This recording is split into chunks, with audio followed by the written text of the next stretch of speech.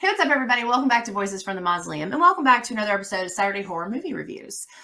Today, I am joined by Josh from Nightmare on Woodsboro Lake, and we're going to be talking the 2007 found footage zombie movie, Diary of the Dead. So, Josh, thanks for coming. I'm excited to have you for this one. Yeah, I'm excited to be on. I always love working with you. This would be a third time, which is exciting. I know we did that one with, I didn't want to say JD. Was it? JR. JR. Yeah. And what's the other gentleman's name? But Rick we did that. We did that whole thing with all four of us. That was fun. And then you have done Wolfman together on my channel, so it's always a good time getting to chat with you. Yeah, no, I totally agree. I'm very excited to do this one, and to have you like a little more one-on-one. The live was, obviously like the four of us, so this will be like a little bit easier. But yeah, no, I'm excited. Why don't you tell us a little bit more about your channel and what you do on Nightmare on Woodsboro Lake? I don't know why I keep trying to say Knightsboro. What is wrong with me today? So it's okay. I even have friends. They have mentioned me on their channel on accident. Like recently, one of my other friends did a video and he was like talking about Nightmare on Elm Street, and he's like started to say Nightmare on Woodsboro, and he's like, oh shit. So he had to correct himself, but like now my name has kind of worked its way in there and just kind of like confuse people. So it's like a subconscious plug. I love it. But yeah, so Nightmare on Woodsboro Lake. Originally, I started out as an Instagram like page, and it was to connect with like-minded individuals who share the same passion for horror movies that I did, including all its subgenres. And from there, I just I was like, what the heck? I love horror movies. I love to chat about horror movies. I'm sure some people would be interested in hearing my commentary. I mean, I don't consider myself a movie critic. I consider myself just an honest, like horror-loving individual who is down to give my thoughts.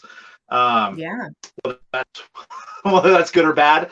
But I definitely don't. I don't think that I could be a critic because I'm not out there shooting films. So I give a very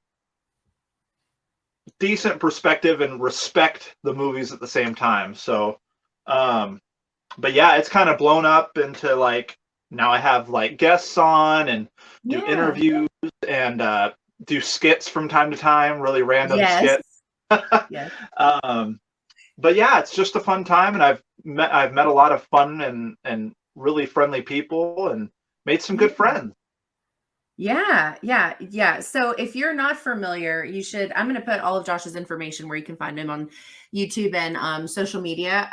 He is by far one of the kindest people I have met in the horror community, and I cannot recommend following him enough. So sincerely, go subscribe and go follow him on Instagram. The skits and stuff are hysterical. The reviews are respectful but honest. Yeah, I've got nothing but love for you and for what you do. So thank you so much. I appreciate that. Yeah, of course. So you picked this, which is really great because I hadn't seen this. I don't know when the last time I watched it was, but so I did rewatch it to get ready for this conversation, and it was really fun to revisit. So I'm glad that this was the one that you picked. I'm excited to talk about it. Yeah, thank you. I was so stoked. Like I was like, George A. Romero is one of my favorite directors of all time. Everything from like I consider him like the pioneer for zombie films. Oh yeah. And he really breached a lot of new ground with a lot of these films because he took it from just being another like apocalyptic movie, but he's added so much depth to these movies. Like I don't know if you've seen Land of the Dead. I have.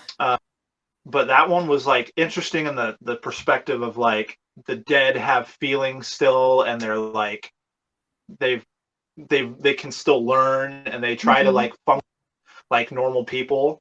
Yeah. And he just adds a whole new layer to zombie films, and he is missed greatly for sure. Rest in peace. Oh yeah, 100%. Yeah. but yeah, I was super excited. I was like, and I knew you love found footage films, so I was like, let's combine our two loves together and do this. There we go. Found like this was a good common ground. It is. No, yeah, this is perfect. Yeah, so this came out in 2007, or was filmed in 2007. Their official release date was 2008, but it has a 5.5 out of 10 on IMDb, 77% on the Google. It has, so this is interesting. Its Rotten Tomatoes score is a little strange to me because the critic view or the critic reviews are at 61%, which is, that's not horrible for a horror movie because they're really hard on horror movies. But the audience score is only at 41, and that kind of surprises me, I feel like. But yeah, so for synopsis, while on location filming a horror movie, a group of college students find themselves overrun by zombies and ultimately end up capturing the epidemic on film. It's a pretty good short description there. So yeah, so what would you give this one out of 10 for a rating? Oh man, at least for me, it's like a solid 8.5. Okay. Yeah. Yeah, I'm pretty close to that. I would give this probably an 8. Okay. And that's as a found footage film, as a zombie film, I think it's solid in both subgenres. Yeah, so just some quick unspoiled thoughts and things that you love about this one. Yeah, no, I love with this because there's so many layers to this movie. Yes. You've got like two of your main characters like that you can tell were previously like love interests. And the whole time, one of the main characters is filming all of this, and you can tell that he has put his love for film over everything else. And there's like the strain between him and her, and that, you ultimately find out that's why they couldn't make it together. Yeah. This guy was so like obsessed with movies and making movies that he forgot to live life around him, and he was more about what was on the screen. And so there was you had that with like this live documentation of like what is going on in the like at the end of days, essentially. I don't know, it's just so raw. I felt like the acting in this was so good. Like they felt raw and real. It didn't feel forced. And I agree. Yeah. And I just love how like they're so oblivious in the beginning because they're like out in the middle of the woods, shooting their horror film, and then like then I think they hear about it and they're like, oh shit, like no, this is a joke, right? Like yeah. So they like, head in to like find their families and like try to like really see what's going on and get a broader scope versus like what they hear on the radio or on the internet. And it's a ride. It's definitely a ride. It is. Yeah, and they mention, quite frequently the distrust in media when there is, especially in times of crisis, when there's, something bad that's going on. And I think the two biggest strengths for me, and one has to do with the found footage side and the other has to do with the zombie side, is the found footage strength for me is all of the justifications we get that make sense for filming. And there's a lot of commentary on our generation in the world of filming everything that we see, even if it's something bad. And like one of the things that she says, and this isn't a spoiler, this is just like a line, but she says, it's like when you drive by a horrific car accident and you can't just drive by, you have to look. And I think that that's such a great thing to say when you're talking about why you would continue to film something that is tragic and horrible and bad, because there is something in us that has to look, that has to see, and has to know. Like there's just something about being human that makes us do that. And I think that she talks about at the beginning when she does her voiceover, she talks about editing it So we get the reason behind the music that normally doesn't make sense in found footage movies. We get a reason for the edited clips, like the slow motion or the repeat stuff, which normally wouldn't work in a found footage film. So we get all of this up front. So we know going into it that this isn't raw footage, it's edited footage. And that makes all of that stuff just work.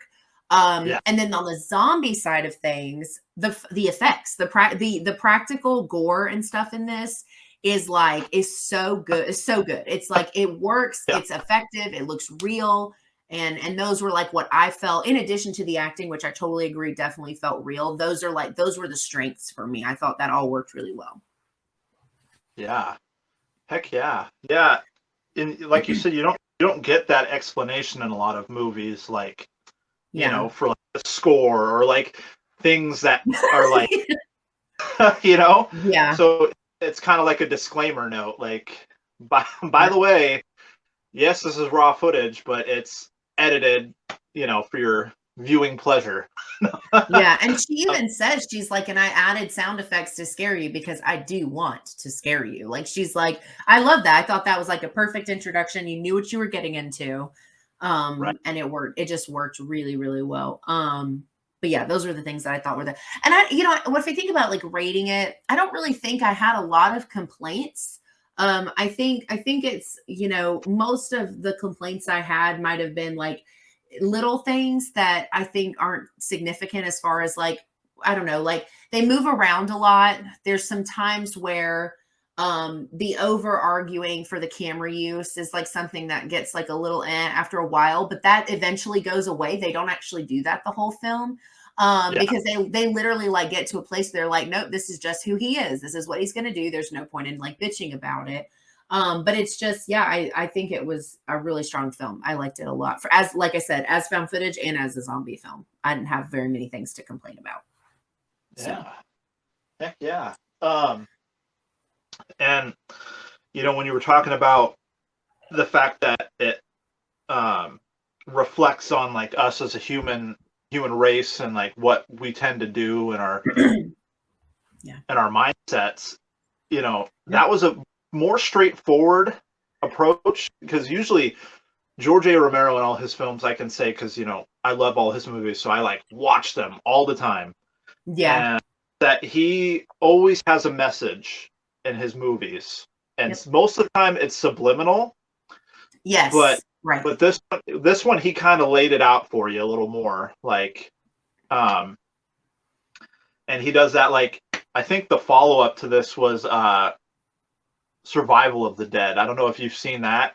I have not seen that one. No. Okay, that one's good too. It's like a group of the people that actually you see in Diary of the Dead that aren't the main people, but people that they come across. It's their story, and then it has parts from Diary of the Dead in it, and it goes on to like them trying to find somewhere to start new and just get away from all the crap, because like in this world, like everybody's like me. There's so much like conflict and struggle that they're trying to just start new and somewhere different. Yeah. And that sounds really good. I hadn't even heard of that. Yeah, it's a good follow up. Definitely recommend it. But yeah, like I said, all his movies have a message, and I really like that, because I like. Don't get me wrong, I love senseless movies that are just like there for like the horror of it, like, you know, like everything like that. But I love like a movie can have some underlying meaning to it, and it makes you think. So. I like that he does that with these films. Yeah, and I think this one also did a really good job, because sometimes, especially when you're doing anything post-apocalyptic, whether it's zombies or not, whenever you have like a lot of characters, especially in a film, because it's, you know, it's a condensed time frame. It's not like a show where you can get time to get used to add-ons and stuff. But, you know, when you have a cast this big, when you have this many characters, you know, it's a testament to the writing that you are still able, at least I felt as a viewer, to stay connected to the main group, but still genuinely understand all of these other characters and people and stories that we meet in addition to that. Because this is for this to be one found footage, but also a zombie film. This is a huge cast. Like there's a lot of people in this movie, and it didn't feel overwhelming, which is normally like not the case. Normally, especially like I said, post-apocalyptic movies, it can get overwhelming very quickly when there's too many people. But this didn't feel like that. I thought that was really well balanced. Yeah, yeah, and like you said, because it's a film, you're allotted so much time. You don't Yeah, have time to like delve into all these characters and really get a feel for their like just them as people. yeah, Usually it's pretty like one-sided. It's like not 3D at all or dimensional. It's just like, okay, this is like he's an asshole. He's a yeah. jock. There's no Right. there's no Yeah, layer to it. And so these ones though, you kind of can feel all these different things for these characters and like their backstories without having to go too deep into it. agreed. But they Yeah, they managed to make it work. So like the main group, you know who they are, but then you introduce these other characters, and like you said, you're not overwhelmed. It's yeah, very well done for the allotted time that they're given, instead of being like watching The Walking Dead, where you can expand on the universe over yeah. seasons. Yeah, you've So got a long time too. Yeah. And this was because this isn't like a 2.5 hour movie. It's only like an hour 30 something, hour 40 maybe.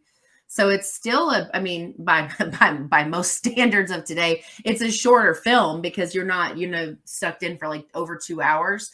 Yeah, I thought that part was really well done. You want to jump into spoilers? yeah, yeah. Okay. Um, So if you have not seen Diary of the Dead, we're going to jump into some spoilers. You can watch it right now. I watched it on Prime, but it's streaming on quite a few things. I think it's on like Tubi, Plex, I think Amazon, maybe one other one, but definitely go check it out if you have not seen it because we're going to ruin it. So, yeah, I have like all of them on DVD. I was trying to find my physical copy of it, and I couldn't find it. Like I found Night of the Living Dead, Dawn of the Dead, Diary, Land of the Dead. I'm like, where is my Diary of the Dead?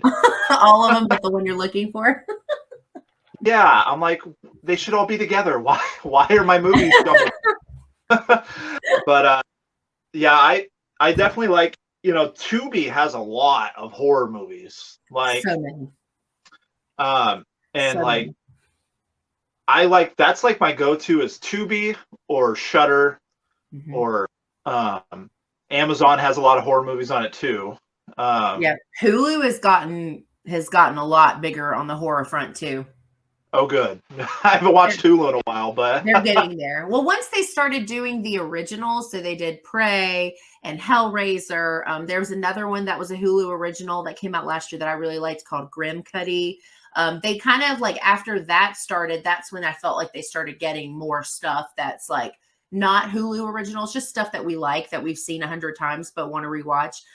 They have a lot of stuff on Hulu now that's starting to just be on there all the time in the horror genre, which is awesome. yeah, heck yeah. Mhm. Um, yeah, I know. I was like waiting for us to get into spoiler stuff because I was like, some of the deaths in this and some of like the moments I wanted to talk about it. I'm like, hopefully we get to talk about it. We do. Yeah. I Uh, just try to do spoiler free for just in case there's people who watch them that haven't seen it yet, and then we can talk about whatever. And we're past the mark on it, so we can talk about whatever we want now. nice. Because the one thing, if we couldn't, I was just gonna say like 2 words: Amish guy. Oh my god. That was gonna be my spoiler-free way of saying what I was Way of thinking. talking about that death. Yeah, So when they meet him, that whole bit was really kind of like funny. Like a lot of it was funny. So, he yeah, throws that stick of, I guess, dynamite when the zombies are coming up.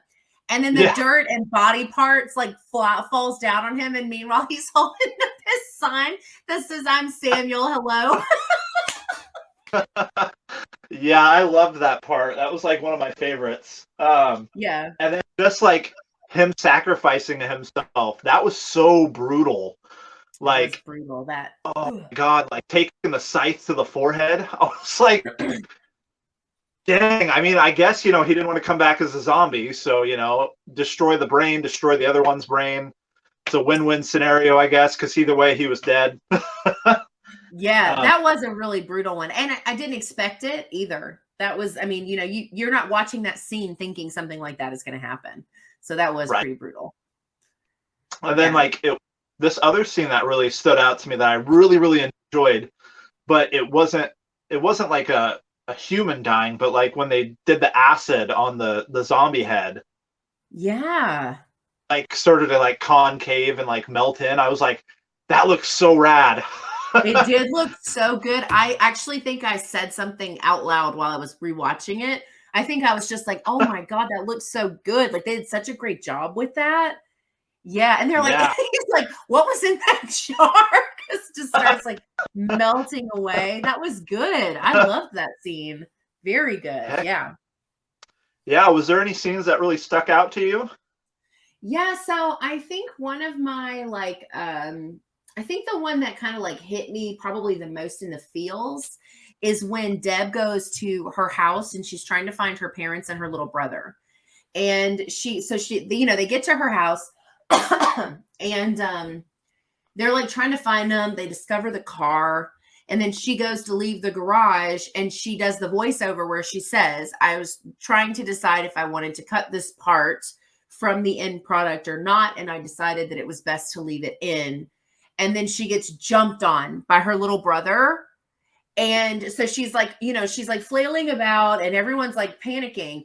No one moves to help at first. But we get the two different shots of the two cameras. They are filming, but not helping. And I'm just like, oh my God. Like, I was so frustrated with them during that part. And then the teacher comes in with the bow and arrow and gets the brother like dead in the head and pins him in the wall. That's a child. Like, that Yeah. part got me like, I was just like, oh my God. And then she reacts, of course, to seeing her baby brother arrowed to the wall as a zombie, right? And then she runs off. She's trying to find her mom and dad. Then she discovers her parents. And that whole scene was one of like my favorites from like an emotional side, like because you really like we don't get too much depth in outside relationships with these people because they're just there with each other. So that was really like our only moment of story where we're seeing their life before this.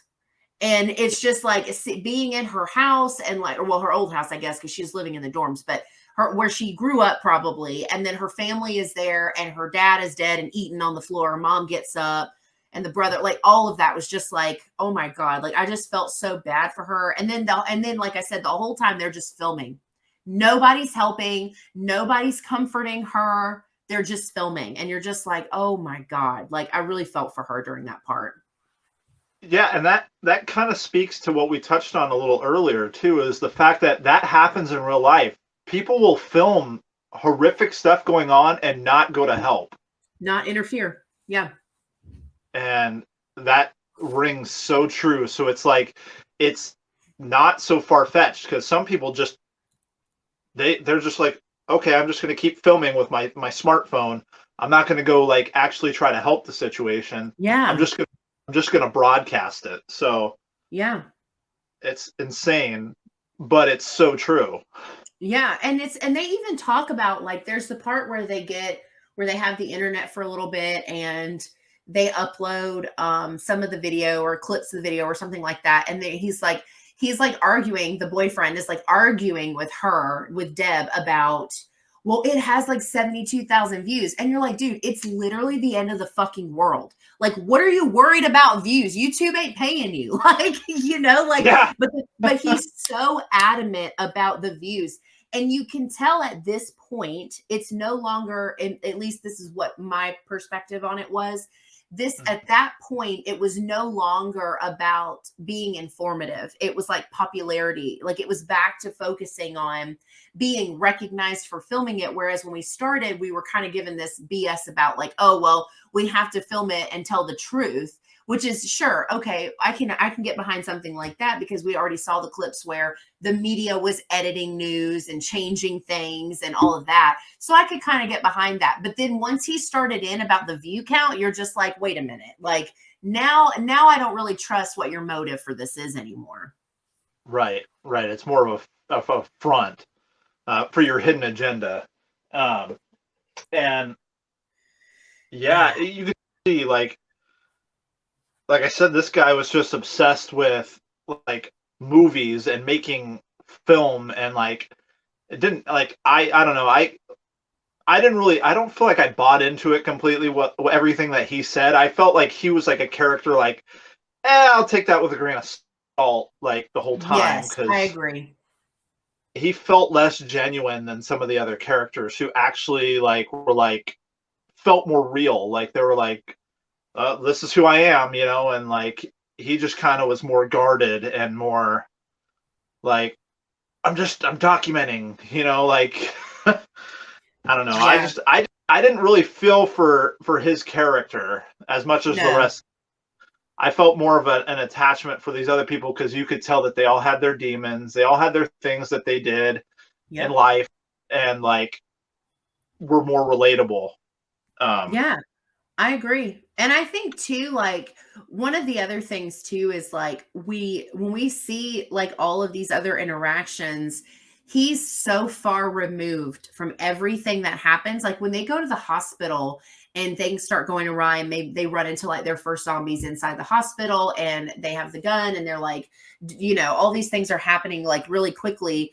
After that yeah, happens and they're getting ready to go see what's going on somewhere else, they're trying to help that one girl that shot herself. And he's like, no, I have to stay in here and stay plugged up. And she just looks at him and she's like, are you fucking kidding me right now? She's like, just leave it. If you want to charge it, which is better than I would have said, because I would have just said, fuck you, and I would have left. But she was like, if you want to charge it, just leave it here. And he's like, no, I can't leave it here. And you're just like, dude, like, come on. I don't know. Like he becomes almost like a villain over time because you just don't have any like faith or trust in him, like at all. yeah, and it kind of also speaks, like I said, with all these messages that are in this movie, is that Yeah. it's become an extension of him. And that Yes. happens with a lot of people. Like their phones they're always attached to their phones. Like I know people that all they do is look at TikTok all day, and they're just attached to their phone.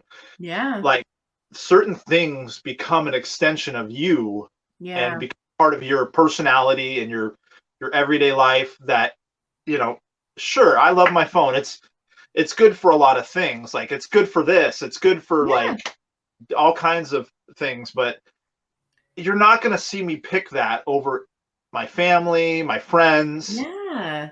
My phone can be dead off in the corner of my bedroom for all I care. Like when it comes to that, like I'm going to live my life. I'm not going to be like just attached to this thing. It's that's not me. So you could see Yeah. that he really is just like that video camera might as well be his arm. It might as well be like Yeah. might as well be like Bruce Campbell with the saw in your arm. Instead, Yeah. the video camera to where your hand used to be. Yeah. It does. You're right because like he never puts it down, never leaves it, doesn't even want to hand it over. There's the part after we leave Deb's house when they're back in the camper and she's like on the couch, visibly numb because she just went through this horrific thing. And the blonde girl, I can't remember her name, but she's like, do you want me just to take that for a minute? You can go like comfort her. And then he like you already know he would have said no, but before he can say anything, Deb's like, just leave him alone. He's exactly where he wants to be. And you're just like, ouch. Like human like that was somebody that was supposedly like you were in love, like you were dating, you were happy together. You just went through this horrible thing, and he would rather sit in that seat and film you being upset than to be there for you. And you're just like, oof, painful.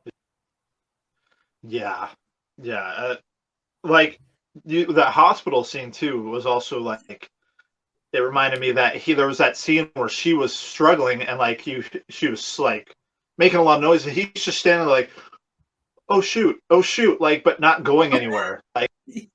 Yeah. Like bro, forget the camera for 1 minute. Go help this person who's supposedly the other half of you. Like, It's I did crazy. not like that guy at all. Yeah. I think my favorite character that I really loved, like who he was the teacher. I really loved him. Like he was the one, like he stepped in and did the hard things more than once for these kids, more than once. Because, when they're in the hospital and that one guy's like got the gun and he's like, you don't have to do it. Just let me do it. Like he really, and then he's the one who killed the family members at Deb's house. And it's not because he was okay doing it. He simply didn't want these kids, these young adults, whatever, to have that on their conscience. He was willing to take that so that like they didn't have to. And I really liked his character a lot. Yeah, for sure. He bore the weight. I definitely could see what you're saying. I didn't even think about it that way, but like, yeah, thinking about that now, yeah, he definitely stepped up and really like was a very solid like character in this movie. yeah. And let's talk about the scene when they get to the rich kid's house. Oh my! Or like the Spencer Resident Evil mansion, because that's totally what it reminded me. I was like, oh, we're about to go Resident Evil. I was so excited. Yeah, like let's talk about that. The mummy, the guy that was the mummy in the beginning. Yep, he's just like they get there. He's like drunk and just like whatever. Like I'm like, dude, like yeah, you know what's going on right now. Like, why are you just like, forget about it. yeah, Let's drink all this alcohol. The door opened. He's like, they're like, well, why was the door open? He was like, oh, I was just out there. I guess I just left it open. And you're like, is he for real right now? Like, there's zombies like everywhere. Right? You're going against all the horror tropes, bro. Lock up. True. Like, bolt the windows down. Hunker down. Ridiculous. What are you doing? Yeah. And they knew something was off with him like right away too, because they were like, you're acting weird. Like, because one of the girls had gone with him in the beginning too, and they were like asking where she was. And he's like, oh, she's outside with my parents and the help or some shit like that. And you're like, immediately I was like, that's not good. Immediately I was like, that's probably not good. And then we get that. This was a really cool shot though. The shot of the swimming pool. Yeah. With like all the bodies in it. Like, yeah. That was really cool. Yeah. No, I'm like, what the hell? Right when they like see that, I'm like, what? I know. Yeah. And then he's bitten because we see like his bloody wrist. Oh, and then he was like all nonchalant. He's like, oh, I had to cut off the cook's hand. That's why there's so much blood. But he says it like he's talking about nothing in particular. Like he's just like, yeah, I just did this because of whatever. There's blood all over the floor. I'm like, what the like, right? I don't know. He was something else too. So I mean, because that's like the first time you see him in a while, because he split off the group and did his own thing. Yeah. And I didn't really feel anything much for his character either. Like, I mean, I don't know. We didn't get a backstory on him because like we got to know these other characters more because we were with them like the runtime of the film. And that's true. Then you get there and he just seemed like a spoiled, non-caring, just pampered kid. Like yeah. Like he's perfectly fine that he survived and no one else did so far. Like he's just like, yeah, like it's just me. Like he just seems so unbothered. And I don't know, maybe some of that was meant to be because he was bitten. Maybe he knew already. Like maybe he just was like, well, I'm just riding out the clock at this point because he had that bandage. They pointed out a little bit later. And it's like, maybe that was part of it. Like maybe he was just so nonchalant. We don't know because we didn't see him before, but also like he knew that and he's putting these other people at risk because if he turns, in front of them and he gets a hold of one of them, then it's like, the whole thing. So, and he just didn't say a word about his wound. But I wonder if that was part of why he was so like, whatever, because he was like, well, this is over for me. Like maybe he knew. I don't know.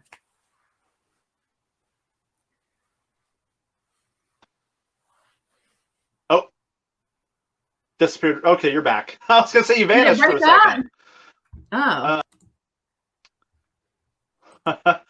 No worries. I was like, uh-oh, hopefully this doesn't end our show. um, but yeah, like we said, like we were talking about earlier, you just gotta roll with it, right? Just wait. Yeah. And that's the end of the show, Um, guys. Bye. yeah. Um, anyway, but yeah, I think like maybe he knew that like his time was up, and that was part of why he was so nonchalant. But he definitely like seemed so unfazed by everything. Like, I don't Yeah. know. It was a weird and then what I did think was kind of funny, in the beginning we're doing the scene with the zombie, I mean not the zombie, the mummy chase scene. And then we get it again, but he's a zombie mummy. Like right at the end. I thought that was really funny. Yeah. Yeah, no, that was cool to see the parallel from like the beginning and then like the real deal at the end. Yeah, I just really enjoy this movie. I'm glad we got to chat about it because I don't Yeah. know. I never hear any. Nobody ever talks about it. When anybody talks about zombie movies, it's all the same ones. Same It's always ones. like it's like 28 Days Later or Yep. Night of the Living Dead or Dawn of the Dead. Like, don't get me wrong, I love those films. Like, but But you there's don't more. get into the more obscure ones like this. Yeah. Um, but it's definitely like a staple in my collection. Like I said, I'm a big George A. Romero fan. I Right. love what Yeah. he did. Um, I heard supposedly there was an unreleased one that they were trying to work on to finish out for him, and I was like, I need to see that movie. I'm It's a like, I need zombie to see one? it. Yeah, I'm Ooh. like, I'm like, I can't remember what they had mentioned a title, but I can't remember what it was. But I'm like, Yeah. an unreleased J. Romero film? Yes, please finish it out. Do him or like at least do him justice too. Make sure Well, that you sure. stick. Yeah.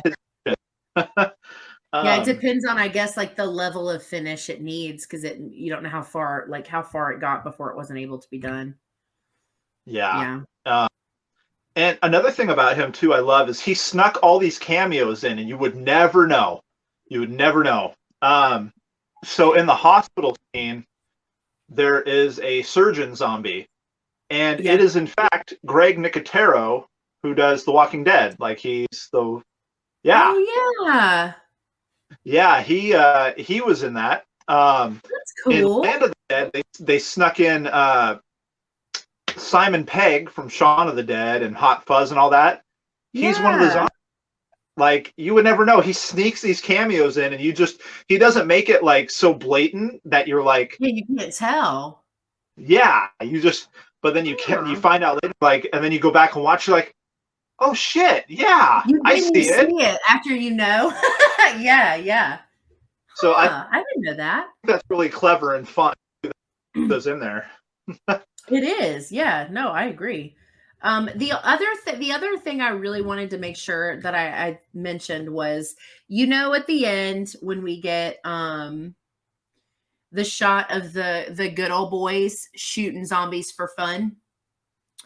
Like that part was like that reminded me a lot of, I felt like that was like a love, like a heart symbol over to Night of the Living Dead. Because at the end of that movie, we get that same type of group of men that come up, and they and then that, oh, God. So I kind of made me feel like that's kind of like a callback to that, because they've got these like zombies like tied up to the tree. But then the one that really messed with me was showing the girl one hanging up by her hair on the tree. And I was just like, oh my God.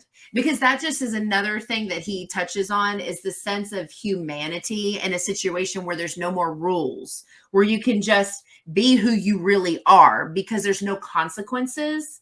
And it's Yeah, just like that was like so sad to me, because like I kind of fall in like that weird space of like, yeah, you got to kill zombies to survive. You don't want to die. You don't want to get turned. You don't want to no, you don't want anyone that you love to be hurt.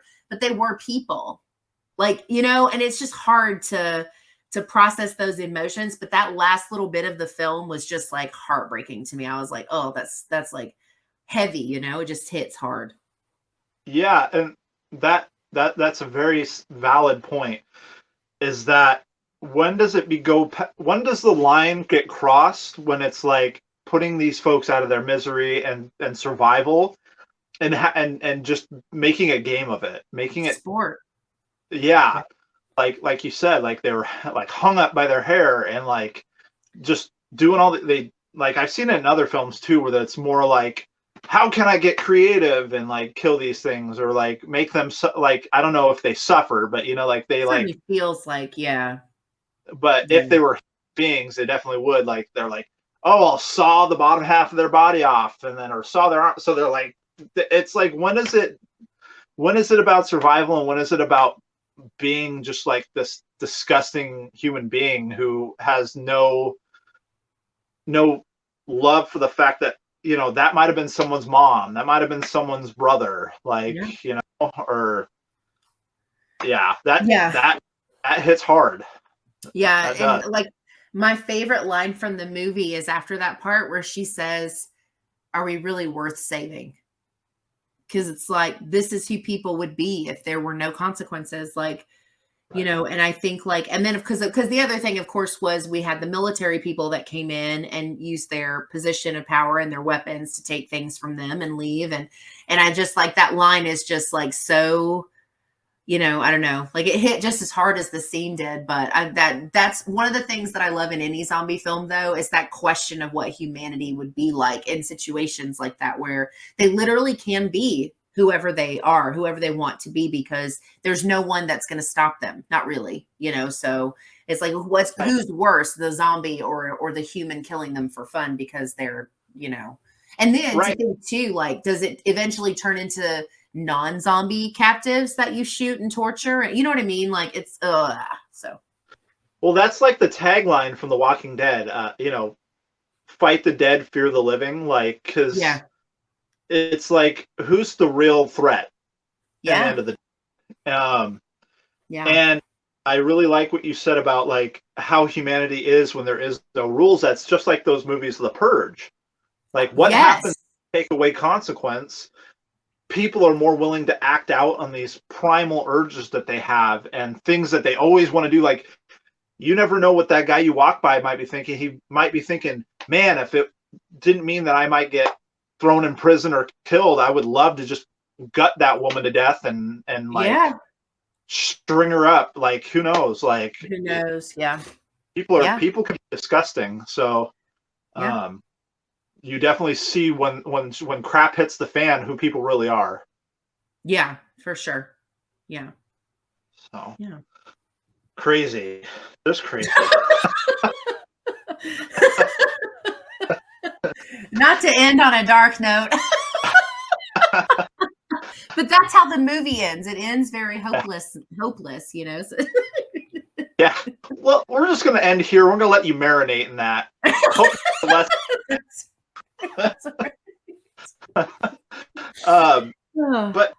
you know, it's funny though. That movie I mentioned to you earlier, Survival of the Dead. Mm-hmm. Here's the kicker. The group of people it follows are those military people. Is it really? Yeah. Ooh. And some stragglers they pick up on the way, but you'll get a whole different sense for those people when you watch that movie. It goes a whole different direction. You're like, it might make it more understanding, like their situation too. Like you'll see sides of things for sure when if you watch that. I was gonna see if it's streaming. It is not. Looks like you have to rent it. Just say, I got it right here. Yeah, this says it's on YouTube if you have like the YouTube TV premium, whatever, and then Amazon's premium, and then you can rent it from a couple of places. So you want to know what's the craziest thing? Is, you know, I've seen this beforehand, but like I got this copy, this Blu-ray copy, at the Dollar Tree. What? Yeah.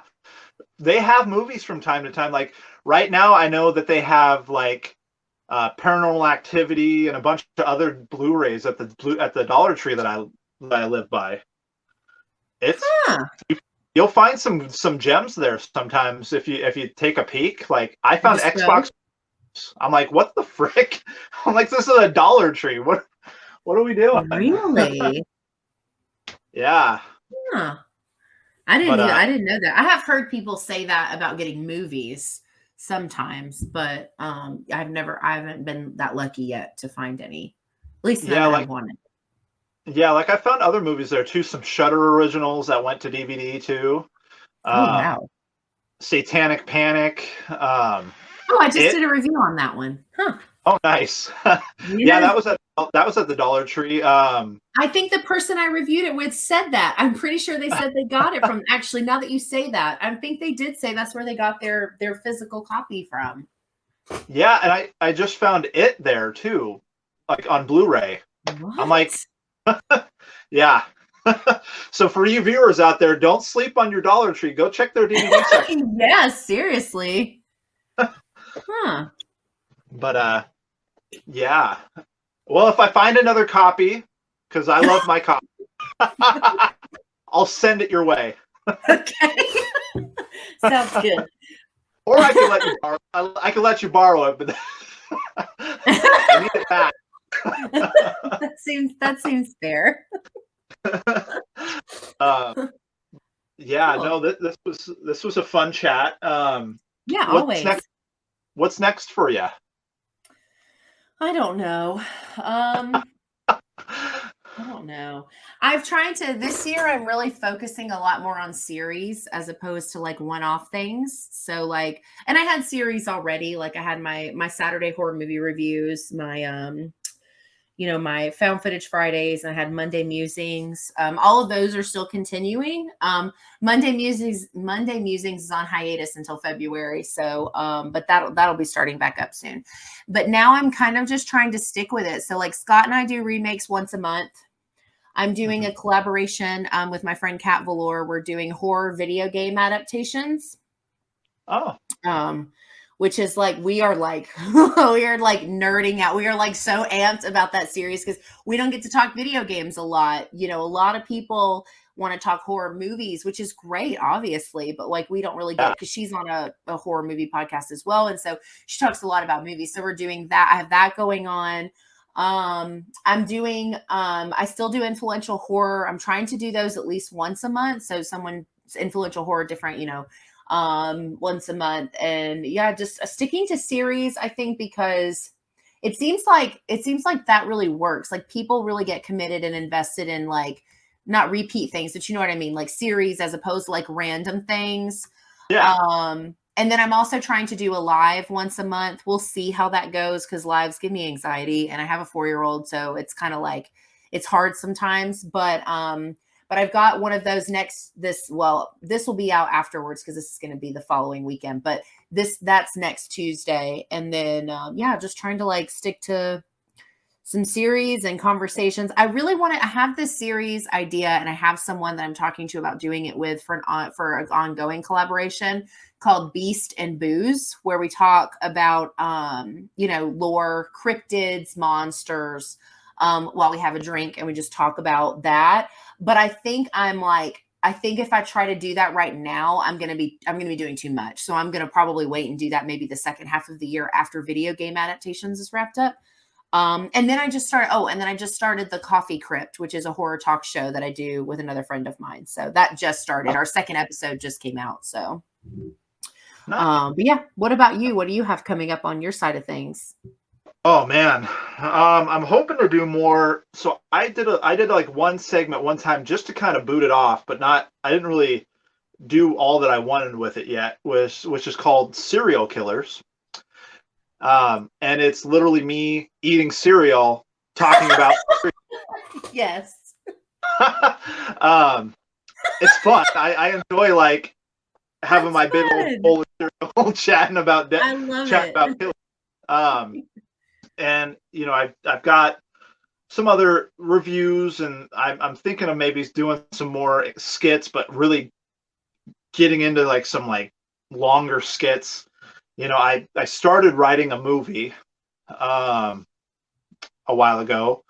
I'm going to see if I can figure out a way to get that to fruition. I've always been, I don't know, think many people know this about me, but ever since I was in like, I've always had a thing for reading and writing. So once I got into high school, I started writing books. But I've never released anything. Like I always like, I share little inserts from my books with people and they're like, oh my gosh, I want to hear what happens next. But I've never like finished. I have a lot of partially done books, but like then I'll like think of something else or like things will come up. It just gets put on the back burner. So I understand completely. Yes. So I wanted to give my hand at a script. So I was thinking about that, or I've been working on that. I've got my baby coming in like hopefully 7 weeks, or well, I'm hoping at least we hit 37 weeks. That's our goal because like we're going through a midwife, so you have to be able to be 37 weeks or after to keep a midwife. Otherwise, they're like, nope, we can't do it for you. You're going to have to go with the hospital. You know. So we're at 33 weeks this week, getting there. So that's coming up real soon. I don't know how things are going to be after that. But, and then I've got some more interviews lined up. One that I'm excited about. I love finding people that I've seen in movies that they're more obscure characters, or like they're not like the forefront, but they're like people that play an important role in some way or form, but they're not the star attraction. Right. And so I was just chatting. I've been shooting emails left and right and like talking with all these people from different movies, and really excited, but I'm going to be interviewing Freddy Krueger's mom from Nightmare on Elm Street 5. What? Yeah, the nun that gave. That's really cool. I'm like, nobody really thinks about that. They'd be like going for Robert Englund or one of like the final people, but I'm like, why not give some love to Freddy's mom? She had it rough. Like, no kidding. Yeah. Oh my God, that's really cool. That's exciting. Yeah. So, I mean, I figure, when you reach out to these folks, what's the worst that can happen? They say no, or they don't respond, I guess, Yeah. But if you don't take a chance, then you're never going to get those opportunities if you don't like throw yourself out there. So I'm just like, you know what? I'm going to do it. And it's worked out like more often not than it does, but there's like those few that you get and you're just like, it's fun experience chatting with these folks and getting to really pick their brains and see things and kind of bi-curiously live through them. So yeah. And I got to work on a movie set with this thing, doing my channel and stuff, like, and get to meet like my favorite final person of all time. And like, I'm like, if I had never put my foot out there or tried to get in the door anywhere, that would have never happened. It would have been a pipe dream. Absolutely. So yeah, hopefully big things coming this year, in the midst of trying to navigate being a father. So we'll see what happens. Well, that's exciting. I'm happy for you. Yeah, that sounds awesome. On all fronts, I mean, I'm a mom. I'm like, and being a parent is like is like one of the most amazing adventures ever. So I'm really excited for you and your wife to get on that one. It's going to be a lot of fun. Thank you. Yeah, we're really excited. I'll once it's safe, I'll post some pictures, and Yeah. when we're not in that moment, I know like that first bit of time, we're gonna be so wrapped up in just being with our baby girl that I'm sure post will come way later, but eventually everyone will get to meet baby Benson. So that's so cute. I'm excited for you. And then you just started working on a collaboration too, right? Yes. Oh, yes. What am I doing? So my friend Louie and I, he is known as the Clintonville Slasher on YouTube. We decided to team up, and we now have a channel called Dead of Night Broadcast. Mhm. And yeah, we're just going to be all over the map, really. We have some segments we're thinking of and working on. We actually have an episode dropping this week with Ken of Sledgehammer Horror, Mhm. as we discuss the Shudder original, The Dark and the Wicked. So exciting times. It's always fun to work with them, and I've worked with Ken on a couple occasions, and Yeah. Louis. Before we started this collab, we actually would get on each other's channel once a month. We'd alternate on each other's channel. Okay, cool. But then we're like, I'm going to put a ring on it. Let's make it official. And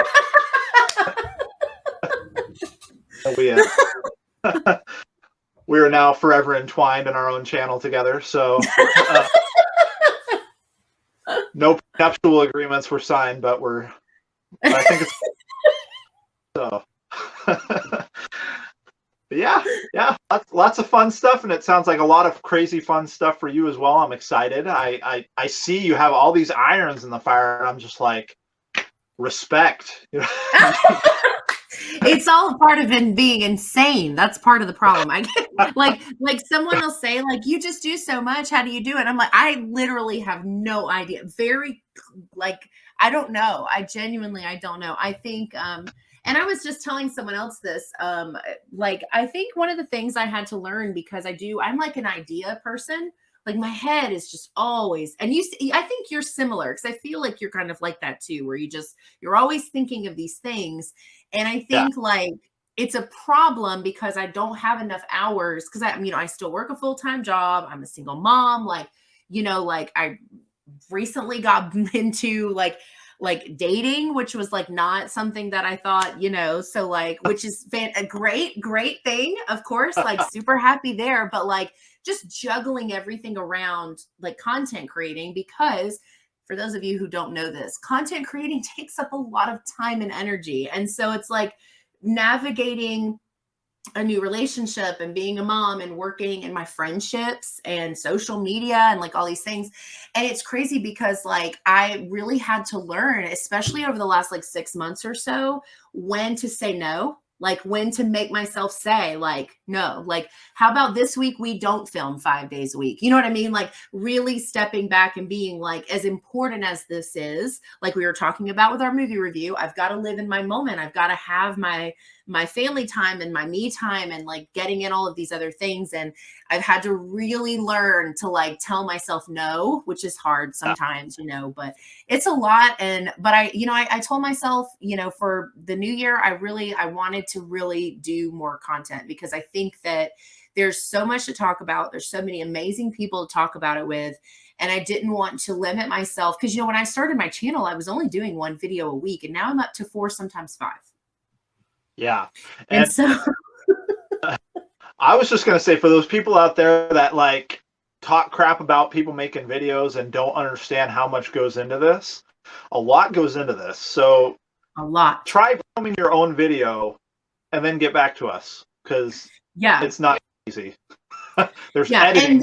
And then posting about it on social media, and then continuing to support the people you want to support and watching their content and sharing their stuff. And it's a lot. There's a lot more to it especially when you want to be a support figure, which I absolutely do. I try to be supportive. I spread things around. I tell other people about other people. Like I try my best to be that way. That's also very time consuming, but that's an important part of it for me. And I know it is for you as well, because you're a phenomenal support system on the socials and stuff. And so like, it's very time consuming. So a lot of people are like, oh, you just sit down in front of a camera. No, there's editing, there's graphics, there's putting aside the time, there's the planning, there's scheduling, there's so much that goes into it. Yeah. And I try to be good about sharing other people's stuff and trying to shout out and I mean, I could always improve. I know that. And then I try to be creative sometimes with it. Like, I think the last time I gave you guys a shout out, I was playing like Ghostface leaving a voicemail. That was so fun. I loved it. I mean, I loved it even before the shout out, but the shout out just made me like squee. It was so cute. I loved it. Right? Because I mean, I just try to get creative. So, and Ghostface is like one of my favorite like killers, and I just love his voice is so iconic. I could never do Roger Jackson what he does, but I can do a pretty good impression. So, I think you do a great Ghostface. I really do. And obviously, like I have love for Ghostface. Like that's not, but yeah, yeah. like no, I think it was great. That first one that you ever sent me. And then even though like the one that you just did not that long ago, no, I think they're great. I'm really excited to see you do more stuff like that because it's very fun. Yeah, and for people who haven't seen it, like there's some ridiculous ones I've done, like way back that there was like Ghostface having coffee with Freddy Krueger. Yeah. And that was one in itself, like because there's like this moment that they're sitting there talking and like I don't know what the heck Ghostface's problem was, but he's like, hold on, I've got to make a call. And then he takes time out of like Freddy Krueger's time and he's like, hello, Sydney. Refrigerator running. Well, you better go catch it. Like, geez, you don't have to be a freaking dick.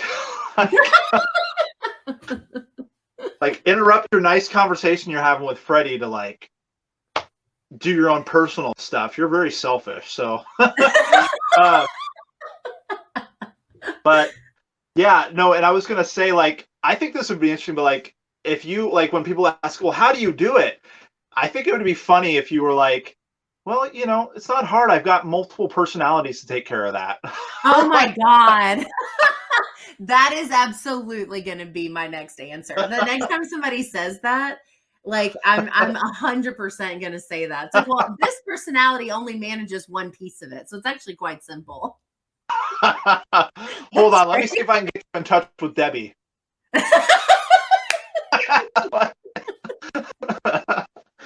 Oh man. So guys, I'm really excited to see what you continue to do. I'm excited to work together, sure, and thank you so much for having me on. Yeah, thanks for making time. This was a great conversation. I enjoyed it. Yeah, of course, anytime. Well, that's our thoughts on Diary of the Dead and content creating. Thank you guys so much for watching this episode of Saturday Horror Movie Reviews. Make sure you checked out the links in this episode. Go follow Josh Nightmare on Woodsboro Lake. Subscribe to his channel. Follow him on Instagram for more content. Have a good rest of your weekend. Enjoy your week coming up, and we'll see you in the next one.